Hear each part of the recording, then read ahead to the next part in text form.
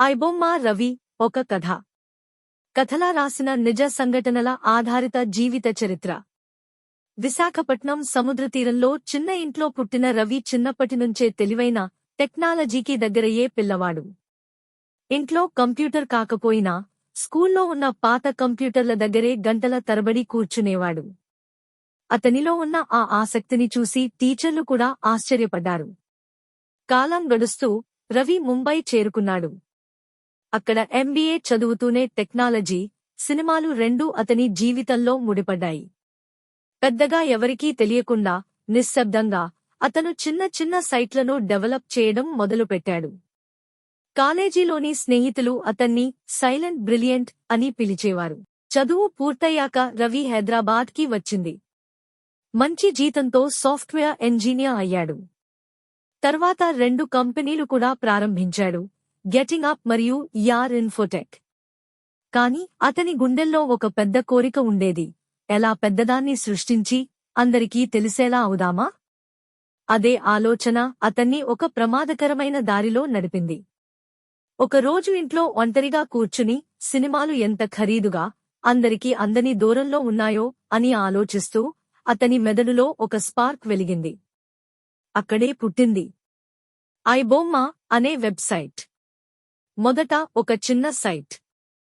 ఆ తర్వాత నిశ్శబ్దంగా రాత్రి వేళల్లో అప్లోడ్స్.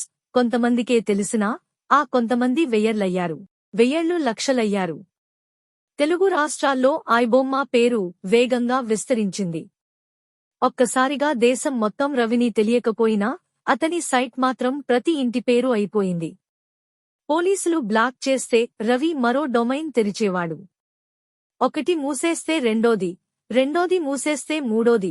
అతను ఇక హైదరాబాద్లో కాదు, విదేశాల్లో, కరీబియన్ దీవుల్లో సైలెంట్గా కూర్చొని విపరీతమైన ట్రాఫిక్ ని చూసి నిశ్శబ్దంగా నవ్వుకునేవాడు.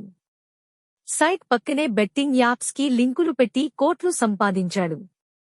వెబ్సైట్ సైలెంట్గా పెరుగుతూ, సినిమా ఇండస్ట్రీ మాత్రం నష్టపోతూ, పోలీసులు వెతుకుతూ చివరికి ఒక రోజు హైదరాబాద్లో అతను మళ్లీ భారత్కు అడుగుపెట్టిన రోజే గట్టిగా వినిపించిన ఒక మాట, Immadi Ravi, you are under arrest. అన్ని ప్రశ్నలు, అన్ని రూమర్లు, అన్ని కథలు ఆ అరెస్టుతో ఒక్కసారిగా ఖచ్చితమయ్యాయి. 14 రోజులు రిమాండ్, కోట్లు ఉన్న ఖాతాలు ఫ్రీజ్, హార్డ్ డిస్కుల్లో వేల సినిమాలు, విచారణ, చుట్టూ మీడియా ఫ్లాష్ లైట్లు. అయినా కొంతమంది నెటిజన్లు అతన్ని ట్యాగోర్ రవి, రోబిన్ హుడ్ అని పిలుస్తూ సోషల్ మీడియాలో ట్రెండ్ చేశారు.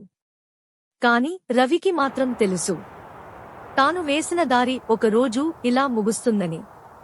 కొంతమందికి హీరో, చట్టానికి మాత్రం నేరస్తుడు.